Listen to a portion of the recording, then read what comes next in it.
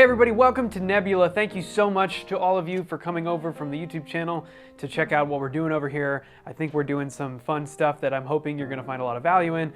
And yeah, just to give you an idea how it works, these videos are a little less so. Here come the dogs. Oh, okay, bye.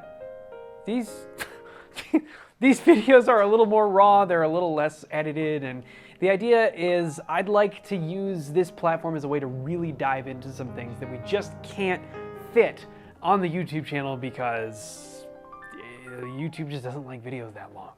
So that being said, you can see we've done a couple of things already in regards to breaking down some music concepts in much greater detail. And what I want to do today is I want to expand a little bit on the most recent video on my YouTube channel, which was a Q&A. And in it, I got some really great questions from you guys asking about school, asking about music school, asking about advice for young musicians, how to make a living in music, all of that stuff. So I wanted to take some time and I wanted to maybe touch on some of these things and give some perspective about my experience, and if any of that could be helpful to you guys, then great. But everybody's experiences are different, so I can't speak for anybody but myself. So the things that I'm going to say to you are purely based on my own experiences. So the first thing I want to talk about is about music school, because it's a really common question that I get a lot, which is music school worth it? Is it a good idea to go to school to study jazz or to study classical or whatever it is, the production maybe, whatever it is that you are thinking about going to music school for? Is that a good idea? And what I said in the video was basically it depends. There are so many things that you might gain that might be beneficial. And here's the other dog. Hey, Joe.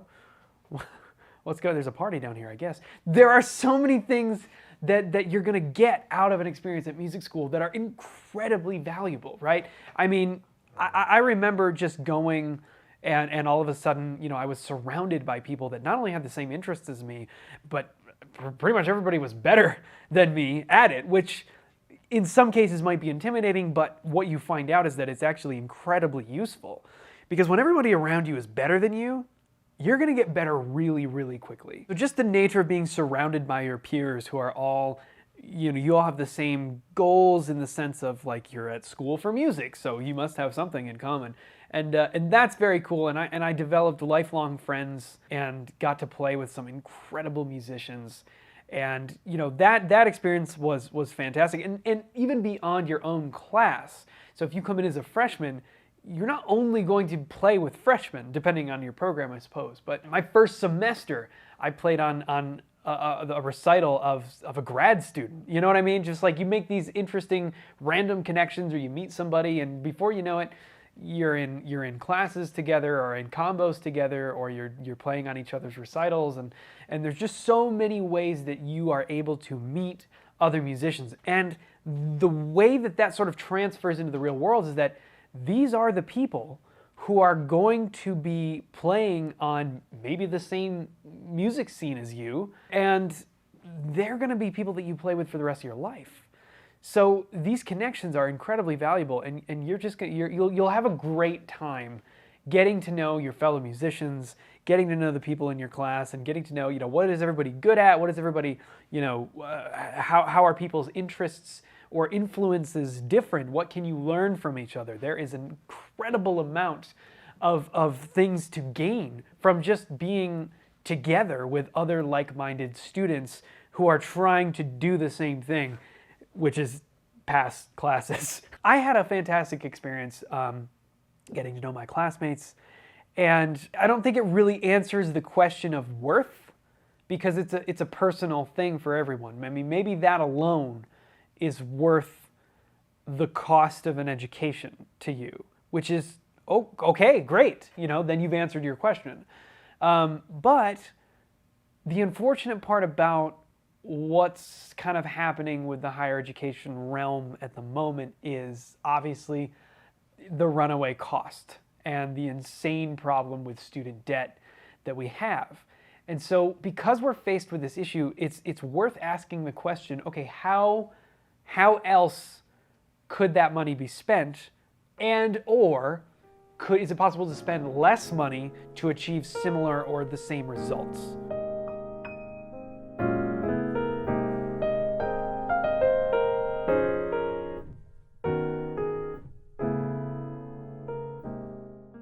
this was something that I remember talking about with some friends. And, at the time when I went to school, and I think this is the problem, nobody asked the question of, well, what does it cost? Because that wasn't a question that you asked about college. It was just like, oh, no, of course you're going to go, because if somebody's not paying for you, then you just get loans.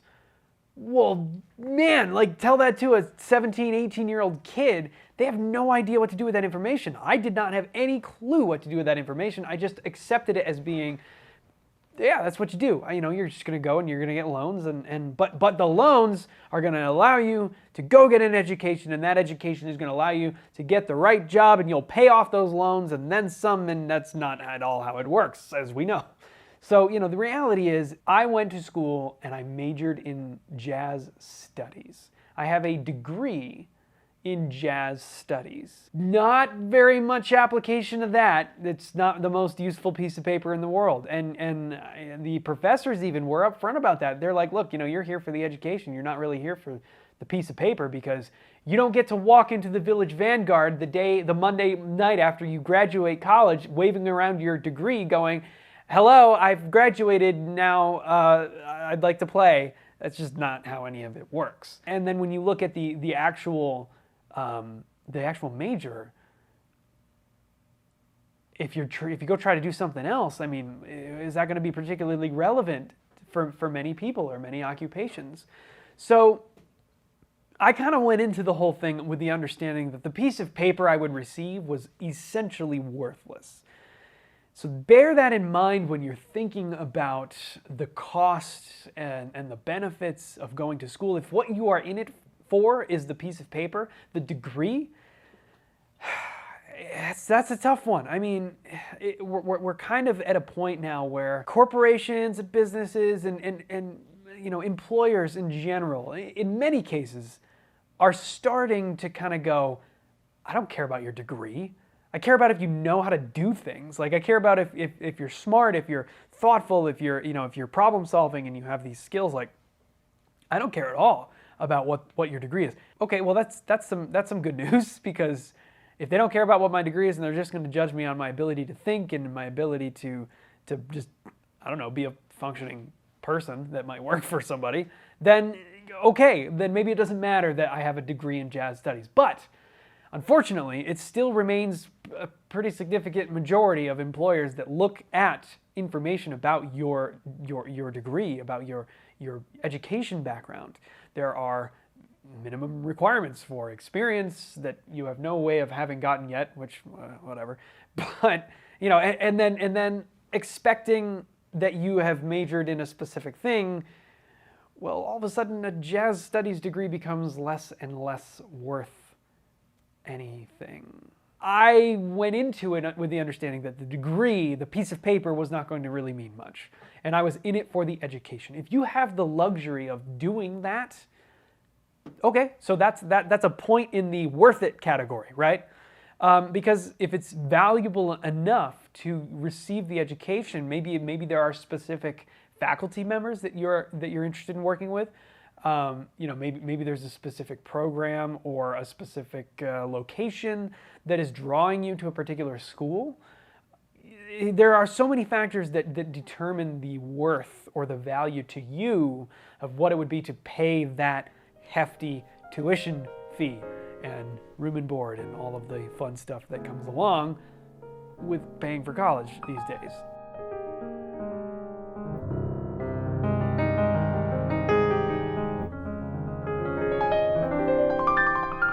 Now, here's the argument. The argument is, what if you took that money and you went somewhere like New York City, for example, and you could, instead of hiring a private teacher for a semester, you could take X number of lessons with one particular teacher and then maybe go find somebody else who you'd like to study with, and really just bounce around from influences, people that you want their input on what you're doing and you want their guidance. Maybe you choose one person and you study with them every single week or multiple times a week. The sheer, even a fraction of the amount of money you'd spend on a college degree, that goes a long way in terms of private study. Pick up a day gig, pick up a job, doing something to pay some rent, and which is going to be way cheaper than your room and board at a college. And in terms of getting the interpersonal relationships and the interaction and being able to play with other musicians, you go out to places where musicians are congregating and go to jam sessions, go to places where people are playing together, meet people, have sessions, set up your own private sessions, like all kinds of things, and start going out and getting gigs. The amount of money that you're spending on being in a place where you're not taking in anything unless you have a job while you're at school, which many people don't, right? So you're not making any money, but you're spending an exorbitant amount of money. And when you balance out what you're going to gain from that experience, the camaraderie, the meeting people and learning together and playing together and learning from hopefully a great faculty, how can you accomplish that in another way, right? Because we know if you're going this particular route, you're not doing it for the piece of paper, because the piece of paper isn't really going to do that much for you. So you're left with a decision to make, and that decision is essentially, do I want to be in this sort of college setting? And that answer may be yes. And if that's worth it to you, then great, you should do it, right? And especially if somebody else, if you're fortunate enough to have somebody that's willing to pay for you, maybe a parent. I know it can be fairly common. Then why not? You know what I mean? If you are not assuming that responsibility that you're going to be held responsible for down the road further and further and further, then yeah, it's a great experience. I had a blast when I went to school. I learned so much. I met so many awesome people that I still keep in touch with, many that I still play with, and overall for me it was a fantastic experience. Doesn't mean that you cannot achieve the same result, or at least a very similar result, in another way that might cost a fraction of the money. That's worth consideration too, okay? Many times we are locked into this idea of, well, you have to go to college and get a degree. It's just not true. In some things it is, right? One of my best friends is an aerospace engineer. Like, yeah, you need a degree for that. You're not going to walk in to SpaceX and be like, hey, I don't know anything about this, but I'm interested. It's just not going to work. You can't be a doctor without going to medical school. You can't be a lawyer without going to law school. These things make sense. However, there are many things that colleges are offering degrees in that don't necessarily require a higher education institution to achieve. Music, I think, is one of those things. I think there are many ways to get educated in music, to learn to play how you want to play, and to have a ton of influences and peers, colleagues, if you will, just by going out and meeting people. It's absolutely possible. So is music school worth it? Maybe, but depending on who you are and what your goals are and what you're interested in, maybe not.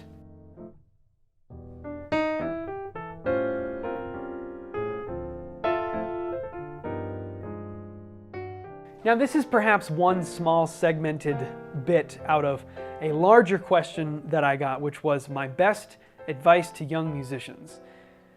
And this is a really interesting one because I only have so much relevant advice to give, because what I can't do is give you advice based on what I am currently doing. And the reason for that is, although maybe I was prepared, maybe part of my education has allowed me to be ready for when this opportunity happened. When push comes to shove, I got lucky. I mean, I had some content go really viral, and that was what helped spark the growth that I've been very fortunate to have experienced in the times since, last year and a half, I guess.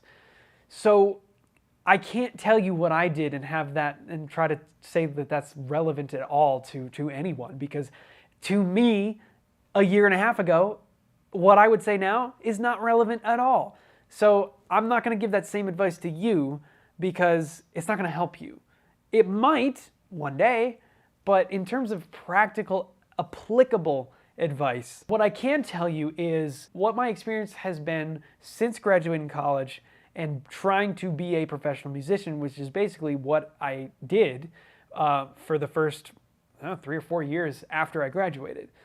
And there are a number of things that I've learned and a number of things that I think are applicable. One thing in particular is wherever, if you go to school, okay, or even if you get a private teacher, it's important to understand where they are in their lives, because I had a lot of professors who were some of the greatest, like, in the world at what they did. Just incredible musicians who I had so much respect for, and everybody who was in these programs had so much respect for. But when it comes to applicable advice on how to not just learn the music, but turn it into a living, there comes a question as to how relevant those people are. These are individuals who have been successful for a very, very long period of time. And when they got their start, it was a different world. Everything functioned differently. There are some things about, for example, how to treat people that are timeless, that will always be relevant, right? But some things in regards to maybe tactics on how to get gigs, how to make contacts, how to make friends and start playing with more people, and how to meet club owners and things like that. A lot of that stuff is very different than when maybe your professors got their start. So as you are studying, especially if you're in school in a setting where you have a lot of very seasoned, successful faculty, which I hope you do, because that's fantastic, and you're absolutely going to learn a ton. But understand they got their start at a different time. So some stuff they say is going to be very relevant. Other things, maybe not so much. So you just have to be vigilant and understand that, okay, take it for what it's worth, take what you can from it, and then try to apply it to today's climate and figure out, what can I use here, and then what do I have to go figure out on my own. Oh, and one more thing about what your professors might say, not so much in regards to turning it into a living, but more so in regards to actual music education. Your professors are going to tell you a lot of things. They're going to give you some objective information, and then they're going to give you some subjective information. They're going to give you some opinions. You should always take in what they have to say and respect it from the experience that they bring to the table, and maybe some of the things that they've accomplished and just how good they are at what they do. But understand that everyone has different tastes, and you might not agree with some things that your professors say. And just because the faculty at your institution says this particular thing doesn't mean that that's what you have to do, or that's what you should do, or any of that. Where I went to school, there was a very large focus on bebop. There was a very large focus on very traditional jazz basics. Now, there's a huge benefit to that, in that it's very important to understand the historical basis from which a lot of this music is built on. So the better you understand how to play things like bebop, just jazz standards in general, the bigger your vocabulary is and your repertoire, that's going to help you, okay? But it does not mean that the only way forward is, well, this is the real stuff. I mean, I've literally had professors say to me things like, if I referred to, I had a professor once that tried to tell me that Brad Meldau was garbage. He didn't know how to. He's like, what did he say? He was like, he doesn't play the piano. I'm like, you've never listened to Brad Meldau. That's what's going on here. But because he's younger, I hate to say it, but a much bigger name than this individual was, I think there was a lot of maybe some bitterness there. And so these are all things just to keep in mind, and always be respectful, but always kind of go, okay, heard, and I'm going to take what I can from that. But don't for a second think that you and your opinions, your preferences musically, that those things are somehow not valid because your professor told you differently.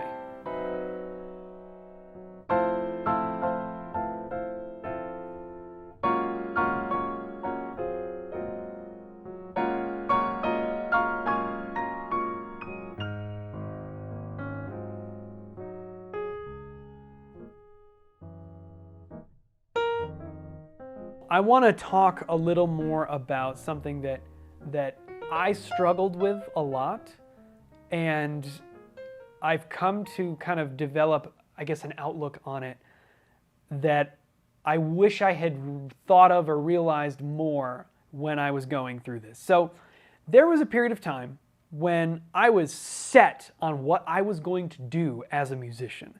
And this period of, I mean, probably from middle school, I knew what I was going to do.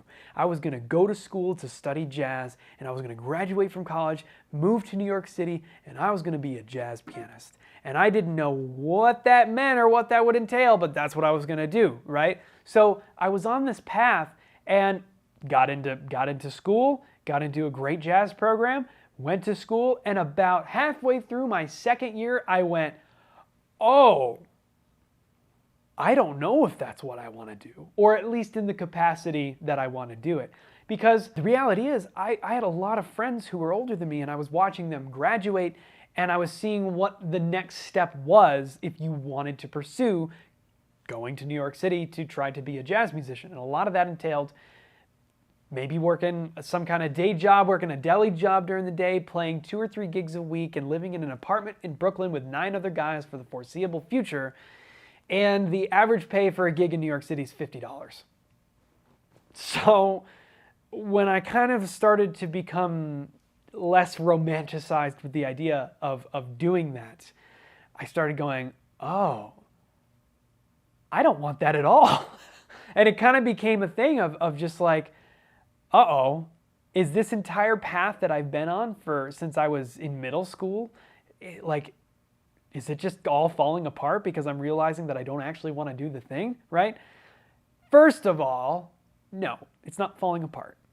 And just because you don't want to do the thing that musicians are supposed to, well, if you want to be legitimate, if you want to be the real deal, you got to do it this way. It's not a thing. And I feel like the vast majority of musicians will tell you this. You know where the switch really got flipped for me? I had the good fortune of being able to be at a masterclass with Brian Blade and the Fellowship Band. And if you don't know about that group, or if you don't know about Brian Blade, I highly, highly recommend checking them out because it is absolutely one of my favorite bands of all time, and probably my favorite drummer alive today. I was very fortunate to be able to be at a masterclass, and I had a conversation with the tenor saxophone player, Melvin Butler. And I was kind of like, yeah, you know, because I knew that he didn't live where the rest of the guys lived, and he had other jobs, and he was, you know, he had a different job. I forget now what he did, but he said something to me that I'll never forget, and it really changed my outlook on what I was doing in school. Because this was right around the time when I was having that kind of complication in my head of kind of going, I don't know if I want to do this exactly. He said, yeah, you know, I just, at a certain point I realized, man, I love music, but I don't love it that much. That really was interesting to me because before hearing him say that, and this is, I mean, Melvin Butler is an incredible tenor player. I mean, he's got an absolutely gorgeous sound, and some of the stuff he plays with the Fellowship Band, it's just unbelievable. So to hear that coming from somebody of that caliber, I was like, whoa. It was a crazy thing to hear. And I'm thinking, well, here's a guy who is as good as he is, who's playing with who he's playing with. And he's saying, I love music, but I don't love it that much. And what he meant was, I love music, but I don't love it enough to sacrifice the type of life that I want to live in order to do it, right? There is a common feeling, I think, where you see people who are incredibly dedicated. They used to talk about John Coltrane practicing 16 hours a day, right? And I had friends in school who practiced an insane amount of time. And I would always look at them and I'd just be like, I feel like an illegitimate musician because I'm not putting forth that amount of effort. And I think it's something that in one way or another, we all kind of feel at some point. These feelings of inadequacy when we look to our peers or you know, our influences and our inspirations, and we see what they're doing and we just go, yeah, I'm not doing that. And I struggled with, thinking about myself as whether or not I could be a legitimate musician if I didn't do what they were doing. And in fact, I spent a good amount of time where I would practice for 5-6 hours a day in the practice room. But what I found was, even if I stuck myself and locked myself in a practice room for that amount of time, I was not accomplishing that amount of time worth of progress. It just wasn't happening. Because I'd go in the practice room and I'd be on my computer for a chunk of the time, and I'd just be, I don't know, maybe on my phone for another chunk of the time. Like, it just was not efficient at all. And I think that I did it because I thought that the only way I could be legit, the only way I could be a real musician is if I spent that amount of time. The reality is, I think, some people are that dedicated to the music because it's all they want to do. And then to them, I say, that is incredible. Do it, because they remain some of the most incredible musicians I've ever played with. But what I learned about myself was I'm just not that. Because for various reasons, I'm sure, but among them are the fact that I have a lot of other things that I'm interested in life. And I don't only want to do this. But it was difficult to be comfortable with that when you have this attachment to being legitimate or a real musician. Well, you can only do that if you're doing X, Y, or Z.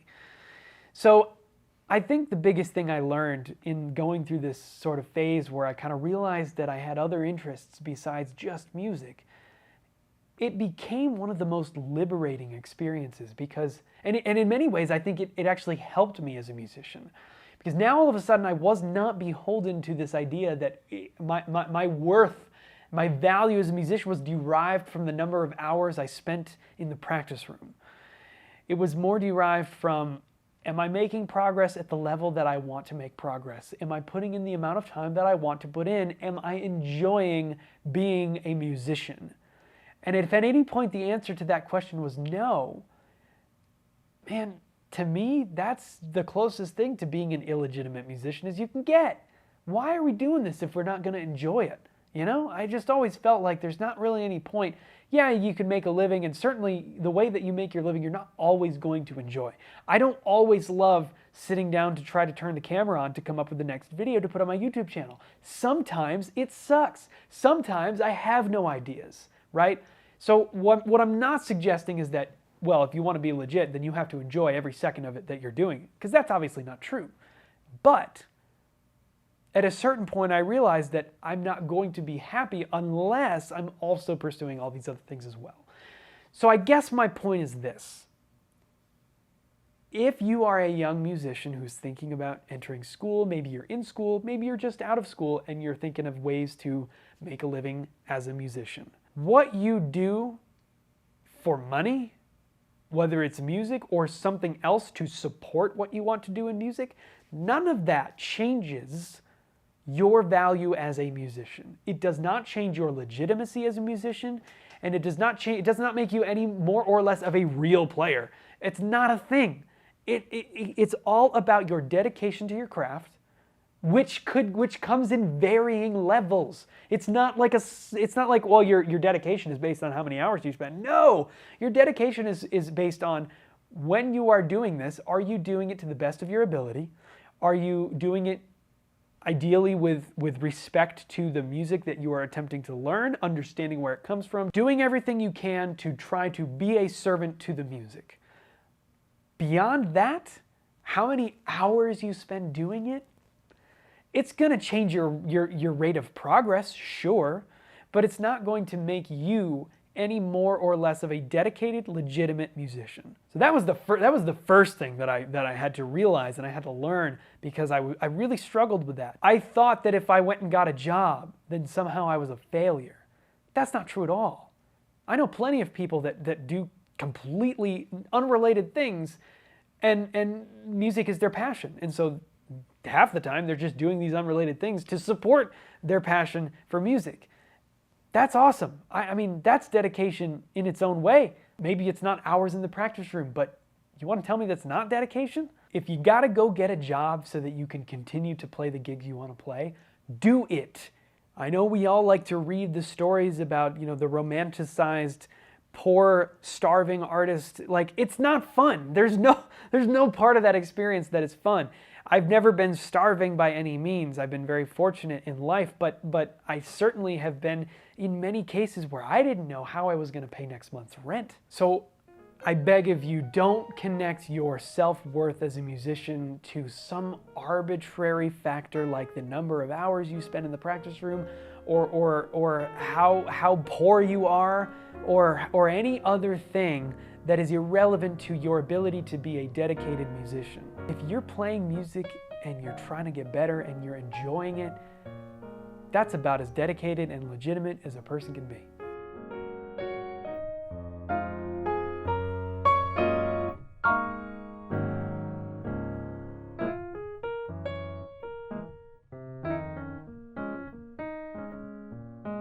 So now for some absolutely practical, applicable advice, okay? In regards to getting gigs, go to places where people are playing music. Meet people, introduce yourself to people. It's not going to turn around and don't go in and be like, hey, I'm so and so, I play this, I love what you're doing, can I play? Or can I sit in? Or can we get together and play? They don't know you, they don't care about you, they don't know if you can play or not, right? And a lot of times musicians are pretty protective of their bandstand. I know I am. I don't just, unless I know or have a little bit of background information on somebody, if somebody comes up and asks me to sit in, the answer is always no.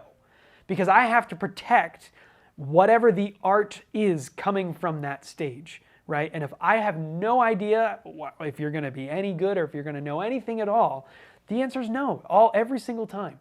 So if you are in a position where you're trying to get gigs, or you're trying to meet maybe a restaurant owner or a club owner or anything like that, just go, hang out, spend money, treat the staff there very well, be respectful, meet the musicians, introduce yourself, hang out, show your support, right? But don't ask for things, especially right at the beginning. You'll have your time, the conversation will shift, you'll get your chance to talk about your background, talk about your education, talk about maybe some of the places you've played. And over time, if you'll be able to kind of get closer and closer to that opportunity. And it will happen eventually.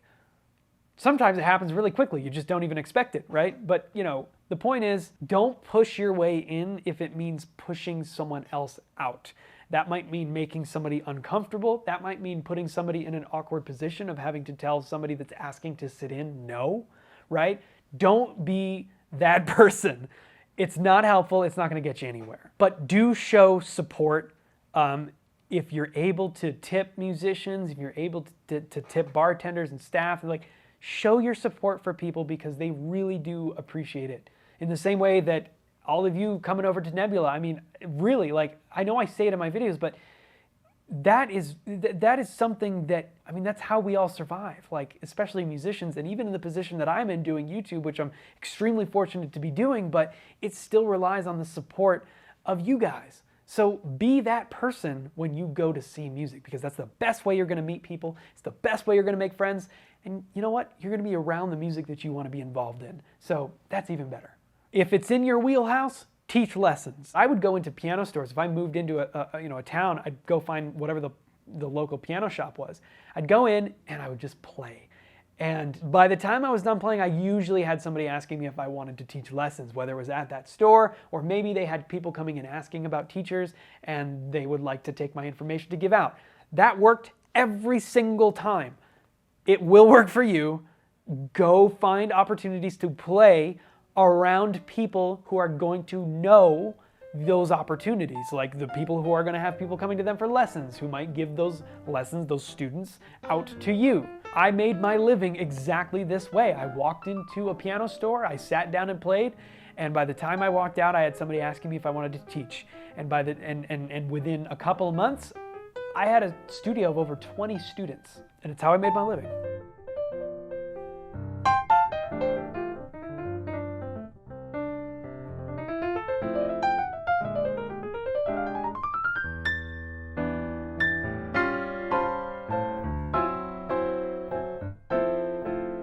So anyways, those are a couple of practical, applicable steps that you can take, whether you're in school or just out of school or not going to school at all, and you just want to become more involved in the music scene in your area and make a living at it. You get gigs by meeting people, and you can get students by showing that you know what you're doing.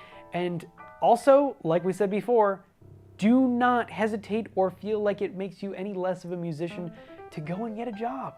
Now, if we're talking about YouTube specifically, that's a whole other thing that I'd be happy to get into at some point if you guys are interested in stuff like that, but certainly not in this video. I've already rambled on long enough. I hope some of this has been helpful insight. Like I said, these are just my experiences. I cannot speak for everybody, so others may have had completely different experiences, and that might be helpful insight for you as well. So talk to the people that you know, talk to your teachers, talk to anybody who's going to be able to offer you some experience-based advice, not just maybe your guidance counselor telling you you should really go get that four-year degree because I don't know why, but that's just what you do. Get advice from people who have done it, who are living it, who understand how to do the things that you are looking to do. That's the absolute best thing you can do.